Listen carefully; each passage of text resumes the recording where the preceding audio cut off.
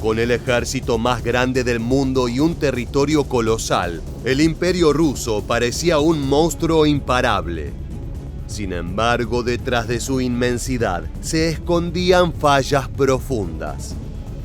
En este video de Historia Militar, analizaremos la historia del Imperio zarista durante la Primera Guerra Mundial, su ejército, la situación política que atravesaba y cuál terminó siendo su aporte en el conflicto.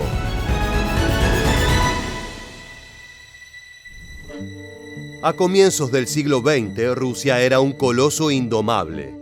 Un imperio inabarcable, con territorios que se extendían desde las frías costas del Báltico hasta las montañas del Cáucaso, desde las estepas de Ucrania hasta las inhóspitas tierras de Siberia. Gobernado por la dinastía Romanov durante más de 300 años, el zar Nicolás II se sentaba sobre un trono que parecía eterno, sostenido por la fuerza bruta de su ejército y el peso milenario de la autocracia. El ejército ruso era en números el más grande del mundo. 15 millones de hombres uniformados, disciplinados bajo el puño de hierro del Estado. Cientos de regimientos extendidos por las fronteras, formaciones interminables de infantería, caballería e imponentes piezas de artillería capaces de devastar ejércitos enteros. Desde los tiempos de Pedro el Grande, Rusia se había forjado como una máquina de guerra. Su derrota era impensable. Pero cuando la guerra llegó, la piel de Rusia se resquebrajó. Bajo el peso de su propia arrogancia, de sus errores estratégicos y del clamor desesperado de su pueblo, el gigante comenzó a tambalear.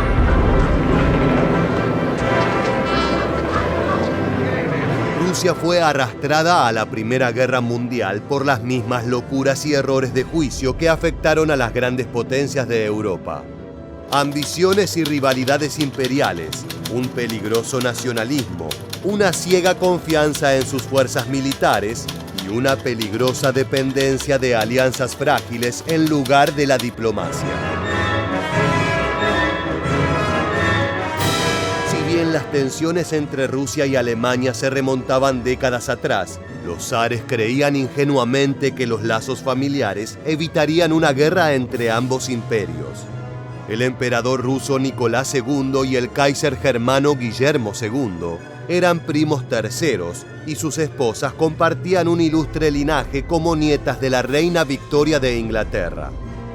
Durante años, los dos monarcas intercambiaron cartas con afecto, reforzando la falsa seguridad de fraternidad. Nicolás jamás imaginó que el Kaiser alemán le declararía la guerra a un miembro de su propia familia. Lo que el zar no previó fue la ambición desmedida y la naturaleza voluble de Guillermo II, ni supo comprender las tensiones que llevaban años acumulándose en Europa.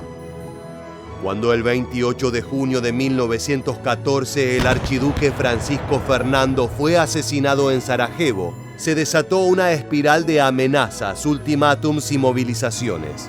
En agosto, Austria-Hungría invadió Serbia y Rusia respondió con una declaración de guerra, lo que llevó a Alemania a hacer lo propio contra el Imperio ruso. En cuestión de semanas, Europa estaba sumida en un conflicto total.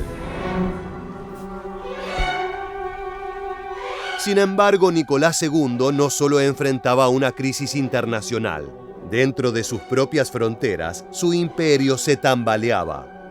Desde 1912, el sentimiento antigubernamental y el malestar social se habían intensificado, sobre todo después de la masacre de mineros en huelga a orillas del río Lena, donde tropas zaristas asesinaron a cientos de manifestantes. Para mediados de 1914, el número de huelgas industriales alcanzaba niveles alarmantes, similares a los de la Revolución de 1905. Solo en junio, la capital sufrió 118 huelgas que eran respondidas con brutal represión. Mientras los obreros y campesinos comenzaban a cuestionar el régimen con creciente furia, en el frente de batalla la incompetencia militar y la falta de recursos sumían a Rusia en el desastre. La semilla de la revolución ya estaba plantada y con cada derrota en el campo de batalla germinaba con más fuerza.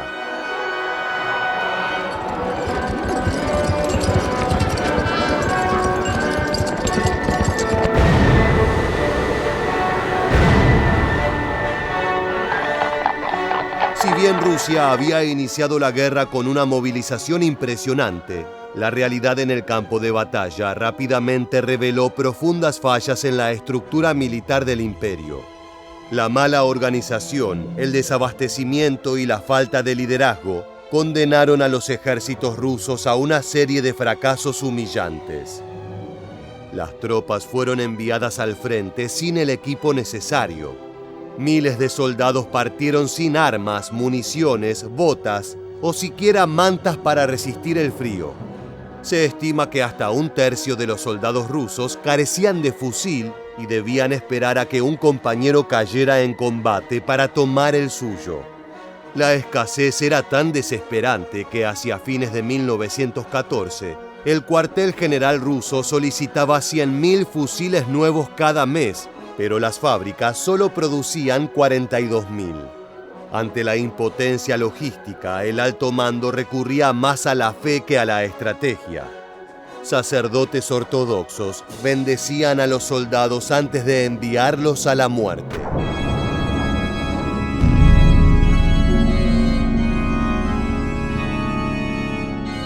En los primeros meses de la guerra, el ejército ruso avanzó sobre Prusia Oriental con la esperanza de tomar el territorio alemán.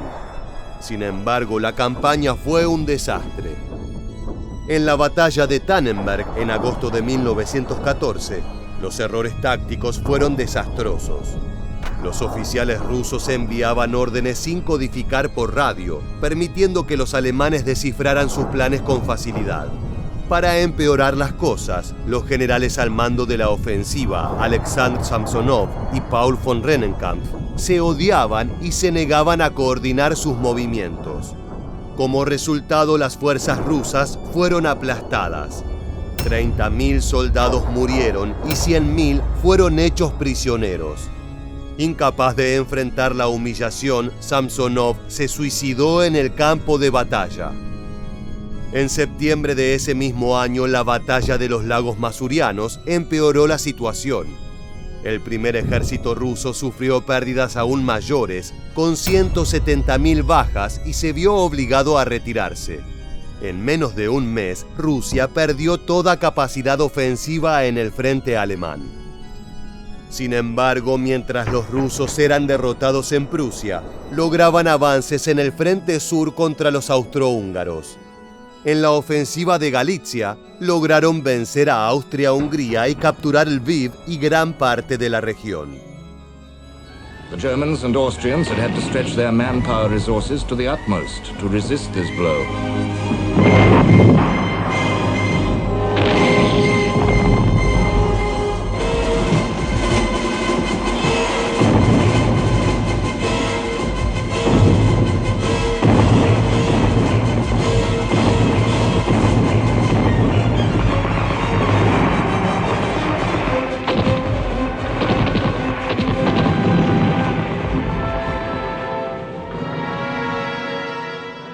Sin embargo, el éxito fue temporal.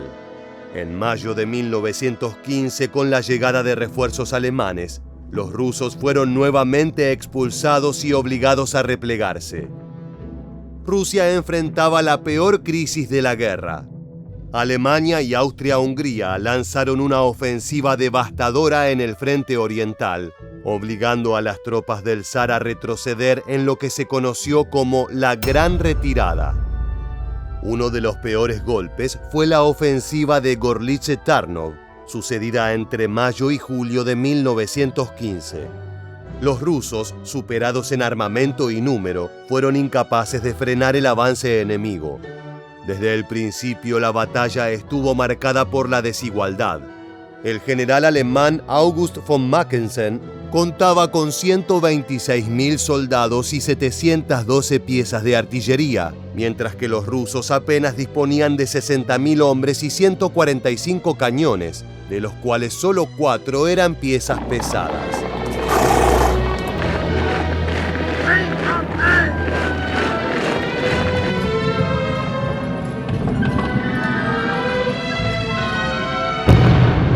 cuando los austroalemanes iniciaron un bombardeo masivo con morteros de alto calibre.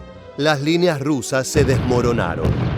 Las explosiones arrasaban trincheras enteras, sepultando a los soldados vivos. En menos de 48 horas, los rusos perdieron toda cohesión defensiva. El comandante Radko Dmitriev, desesperado, envió 2 divisiones como refuerzo, pero ambas fueron aniquiladas antes de siquiera poder reportarse. Para el alto mando ruso, aquellas unidades simplemente desaparecieron del mapa. Ante la catástrofe, el gran duque Nicolás Nikolaevich, comandante en jefe del ejército, ordenó una retirada limitada, pero era demasiado tarde. Rusia perdió Polonia y se replegó hacia el este, dejando el camino abierto para los imperios centrales. Her casualties had been the highest of all the combatant nations. No one knows the figures, 5 or 8 millions. All we know is that sometimes in our battles with the Russian, we had to remove the mounds of enemy corpses from before our trenches in order to get a fresh field of fire against assaulting waves.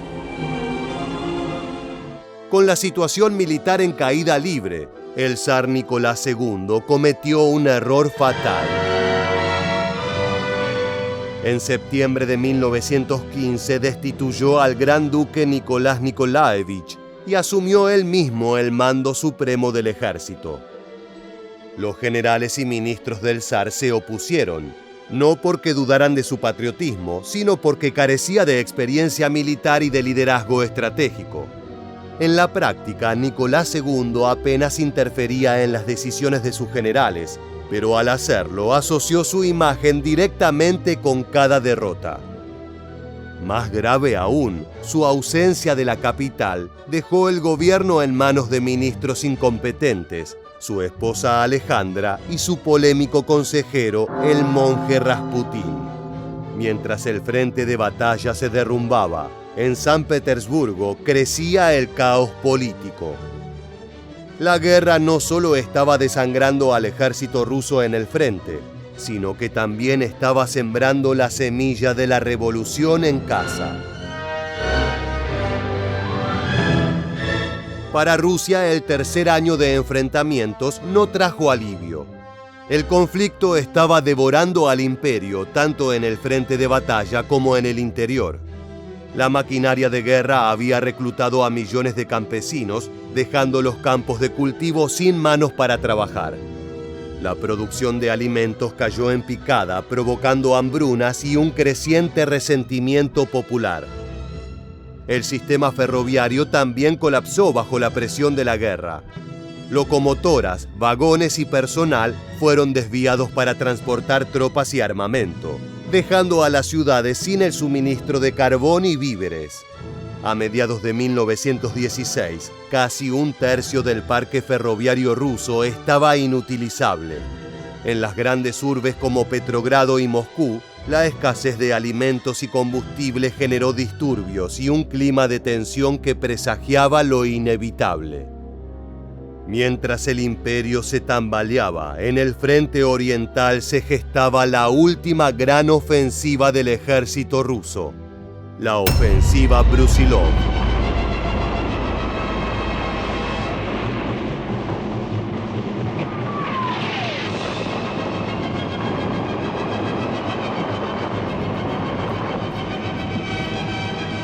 Desde 1914 los ejércitos rusos habían estado a la defensiva, resistiendo las arremetidas alemanas y austrohúngaras con cada vez menos recursos.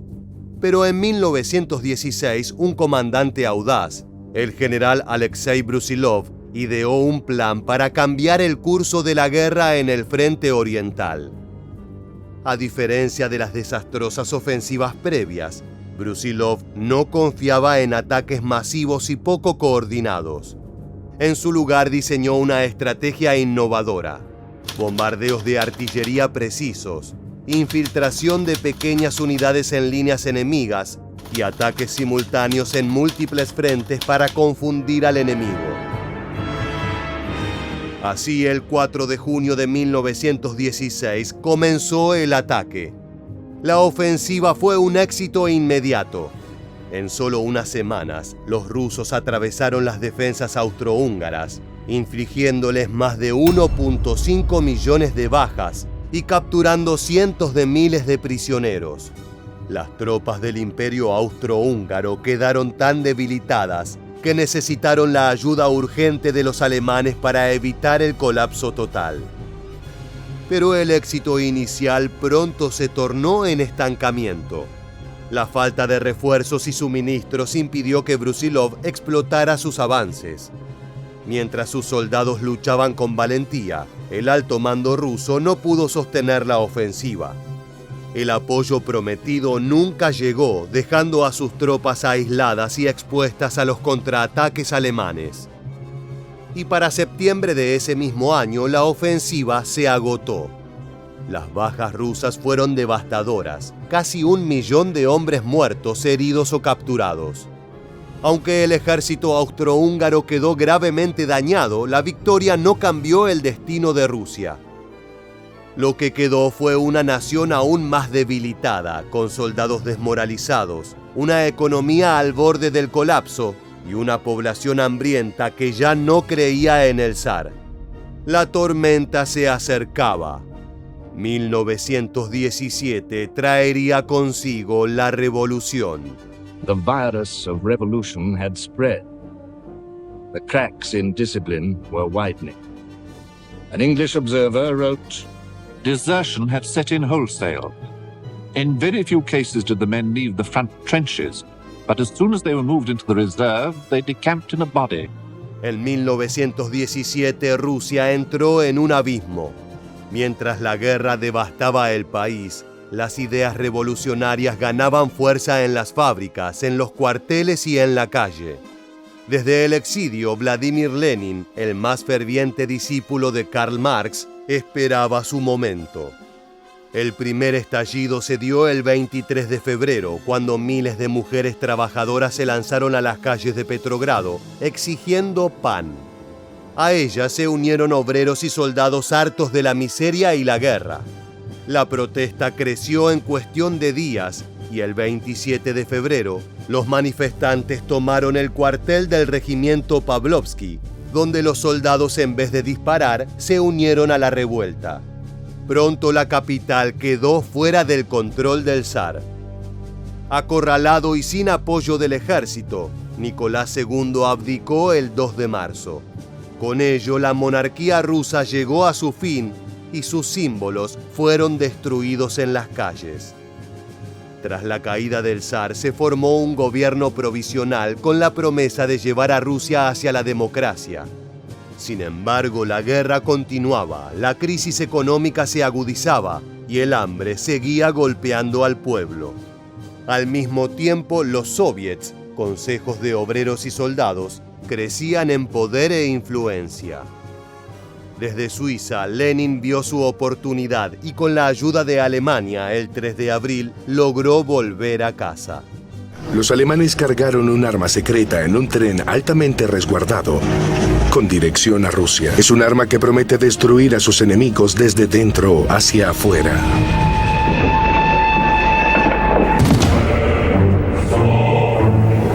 Esa arma es Vladimir Lenin. Al llegar, proclamó sus tesis de abril, donde exigía todo el poder para los soviets y el fin inmediato de la guerra.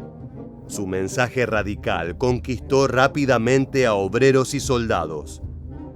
En junio, el gobierno provisional intentó una última ofensiva contra Alemania, la ofensiva Kerensky, pero esta también fracasó estrepitosamente.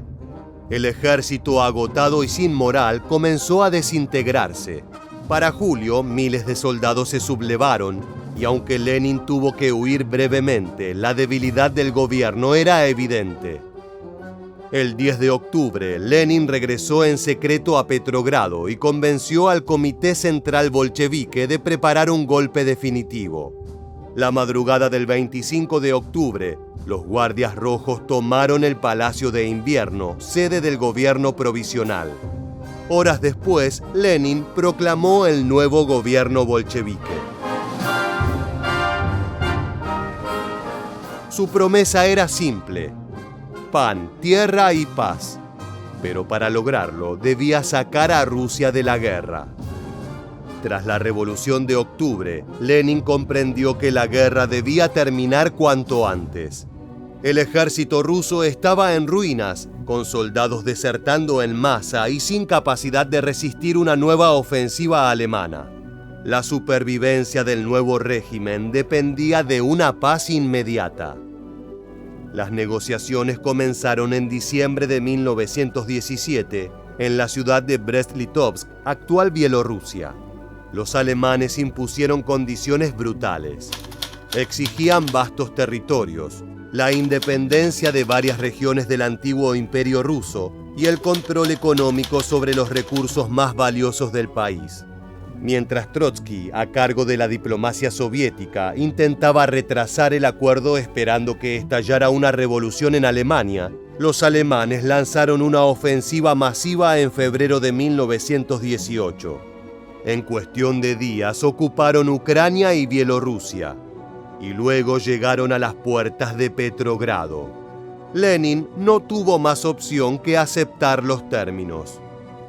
El 3 de marzo de 1918 se firmó el Tratado de Brest-Litovsk y con él, Rusia sufrió una de las pérdidas territoriales más devastadoras de su historia, con la independencia de Polonia, Finlandia, Estonia, Letonia, Lituania y Ucrania. Perdieron el 34% de su población, que quedó bajo dominio alemán o en países ahora independientes, el 89% de sus minas de carbón y cedieron el 54% de su industria, incluyendo fábricas clave en Polonia y los estados bálticos. Fue una derrota estrepitosa, pero garantizó la supervivencia del gobierno de Lenin. Rusia ya no era un imperio ni una monarquía. Era el primer estado socialista de la historia.